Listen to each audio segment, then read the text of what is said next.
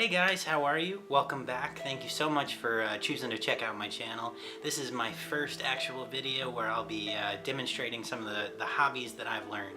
And what I've decided to go with for my first video is leatherworking. It's something that I picked up a couple months ago. I decided that I wanted to try it because I wanted to attempt to make my own holster for my weapon. And it turned out pretty well.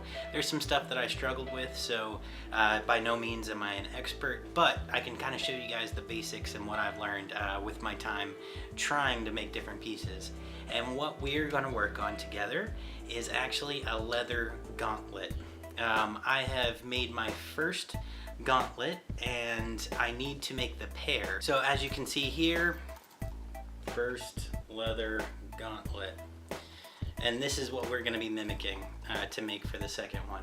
What I did with this guy was that I decided, rather than going with the traditional lace in the back, that I wanted to add these clasps onto the bottom so that you could clasp up the entire thing all the way down.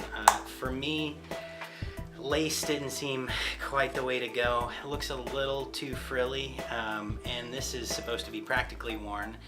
This was made for me to go to the Texas Renaissance Festival. So I didn't want to have anything that I'd have to untie and loosen up to take off. This is a quick snap it right off and it's good. What I've done with this piece is I've burnt in the pattern. I've also burnt in lines along the side. So we'll be doing this as well. We're gonna copy this piece almost to a T. I'm gonna show you guys every step that I took to make these. First thing we're gonna do is we're gonna go through where each of these items was purchased and also the price for each item, so you guys kind of have an idea of what it's gonna cost you. So that's gonna be that, so let's get to it. Okay, so first of all, we have our two-sided cutting mat. Next, we have our Kayato 25-piece leather tool set. Then a 16-ounce rubber mallet. It's a Stanley. A 16-piece knife set. An adjustable V-gauge and edge beveler. Fabings Aussie leather conditioner and Spanish brown oil dye. We have a wood burning tool and a heavy-duty snap kit. Lastly, rapid rivets, a metal-edged ruler, and a 1/2" by 40" set of leather strips. Okay, so after adding all of those totals up, what you come out to is about $200.56. So not about, exactly, $200.56. It's a large cost, but that's not including the $65 that it costs. Rewind. That is including the $65 that it costs for the half shoulder, which I did not include in that video thing. Anyway, this is what I'm talking about. Tandy leather. It is a half shoulder. The half shoulder is about $65 on the Tandy website if you're not a member. If you become a member, that price goes down significantly to $48. So definitely check that out. Tandy Leather Supply is going to be a huge help to you. So this is what they call a veg tan shoulder. Okay. It is a massive piece of cow. I have made a gun holster out of this. I have made one of the gauntlets so far. My wife was working on a glasses case. $65 at retail price does go quite a long way. I know it is expensive, but once you buy all of the tools, you never have to buy them again. You only have to replenish on your leather. What they offer on their website goes up to 8 to 9 ounces. It's about 3.2 to 3.6 millimeters thick, the 8 to 9 ounce size. So that's that. Let's get to it. Okay guys, so what we're gonna need first is a piece of computer paper blank. Here you want to draw out your rough shape, the rough shape of your gauntlet. What I decided to go with originally was just a simple shape, just like that. That's all I wanted when I first started. So there are a couple measurements you're going to need. You are going to need to get the measurement for your wrist from here to here. You're going to need to get your measurement here on your forearm. And you're going to need to have a length measurement depending on how long you want your gauntlet to be. This direction. Okay. So with your tool set, hopefully, the 25 piece, you do receive a nice little tape measure. So this is what I use to measure my dimensions. So first things first, I measured my wrist. The wrist came out to right at 7.5 inches. Okay. So what I did was I extended that by an extra 1/2 inch to come out to an 8-inch segment.